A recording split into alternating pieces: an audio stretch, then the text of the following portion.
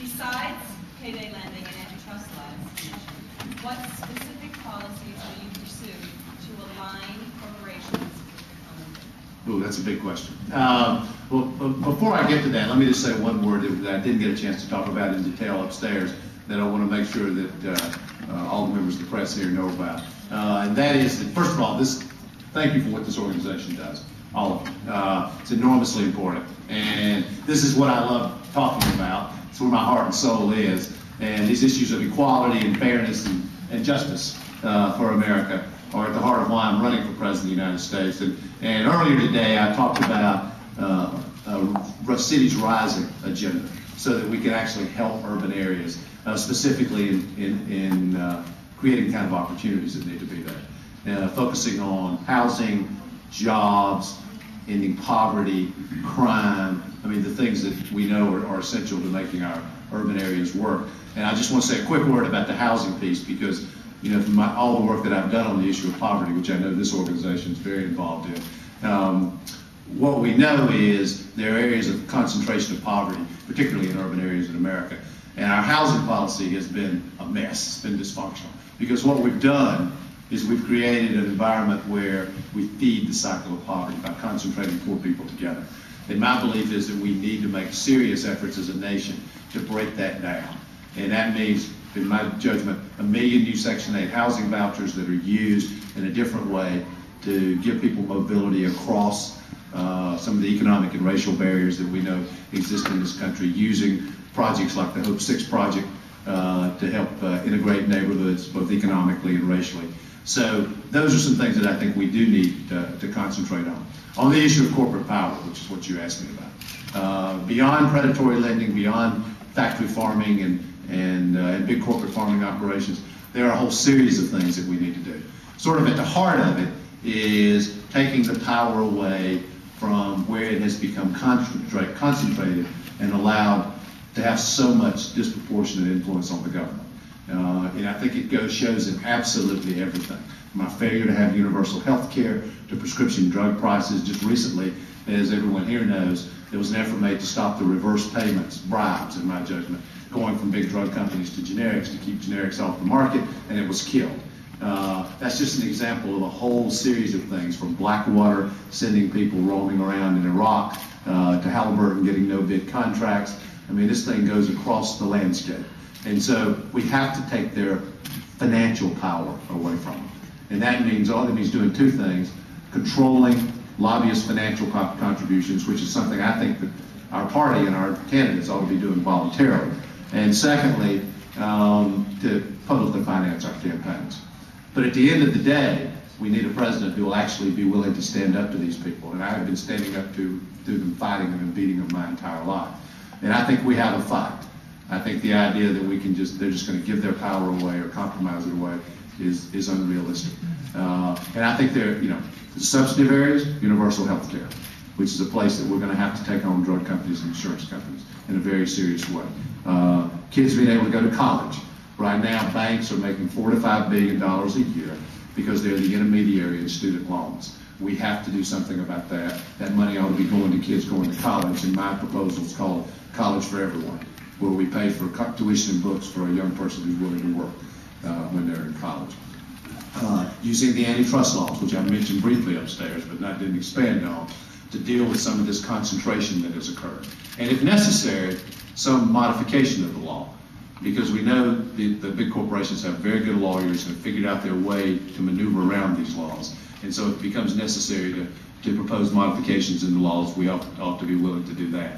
To stop the $3 billion or so in subsidies to big oil companies. You know, the last thing ExxonMobil needs is for us to be subsidizing the taxpayers to be subsidizing America's dependence on oil. I could go on, but I'll stop there because I know other people have questions. Sure.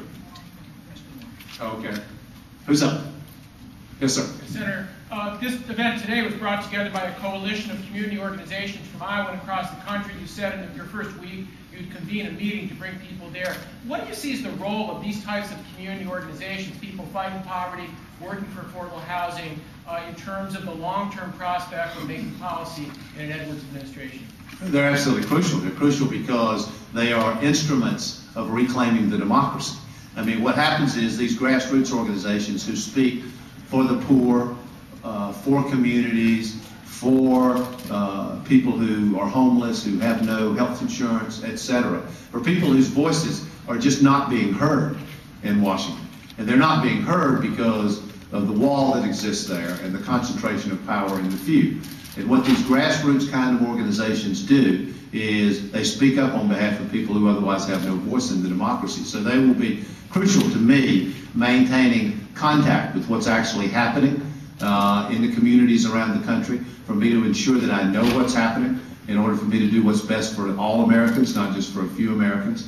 And I think that's central to what's going on in this presidential campaign. Are we going to meet our test of leaving the world better than we found it, and leaving America better than we found it? Our parents did it, their parents did it, their parents did it. Will we do it? Or will the American people do it today? Will our generation do it? That's the question. And we must meet that test, and I believe we will. Yes, ma'am. Senator, you said upstairs that these are the causes of your life that you're talking about. What happens if you don't get the nomination? Will you work with the person who does and be working on these issues? Well, I don't accept the premise of the question. I'm spending 18 hours a day out there pushing these causes that I care deeply about, and people like the people in this organization care deeply about. I've been doing them pushing them not only as a presidential candidate, but when I wasn't running for office. And I will always do that. I'll do it when I leave office as president. As long as I'm alive and breathing, I will be doing everything in my power to end poverty in America. Unfortunately, I don't think we can end poverty in 8 years. I think clearly we can make a big dent in it, but it'll clearly take longer than that. And so I think all of these big issues that are central to my campaign are things that I will work on when I'm finished being president. If I could rephrase your question slightly. Yes, Jeff. Some of the very best schools in the poorest neighborhoods teaching the poorest kids are religious schools. And when I talk to parents in those neighborhoods, they would like the opportunity to get support to send those kids to those schools. You support housing vouchers, but you don't support education vouchers. Why not? And also, in England, they have religious charter schools. Tony Blair sent his kids to religious charter schools. Is that some way to bridge the gap here? Well, let me go to the core question. I think you and I have disagreed about this before. We have? I thought you had talked to me about it. Somebody talked to me. I thought it was you. Anyway, doesn't matter. To answer your question, I think there's a threshold question about what you think we need to do to deal with the challenges we have in education in America. And from my perspective, the answer to that threshold question, i.e., do we put what available resources we have into making the public school system work, or do we divert some amount of those resources into alternatives? I think that what I believe we should do is put more resources, more effort into making the public schools work. Now, I am for choice within the public school system, which is why we should have magnet schools.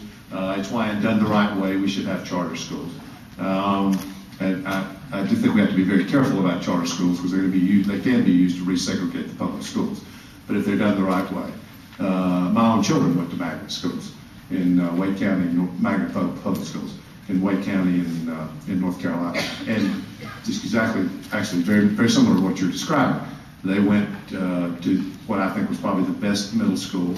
Actually, my son went to probably the best middle school in, at least we thought it was, in Wake County, or in that area of Wake County, which was in the middle of one of the poorest neighborhoods in Wake County.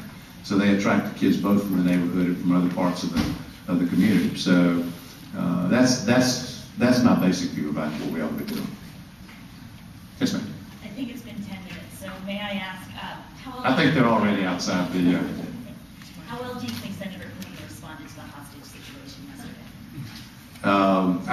Let me just give my own personal response. I think that any of us who have been in these presidential campaigns, this is my second, knows that we have young people who devote their lives to the cause of bringing change to the country, on behalf of particular candidates, but also on behalf of America.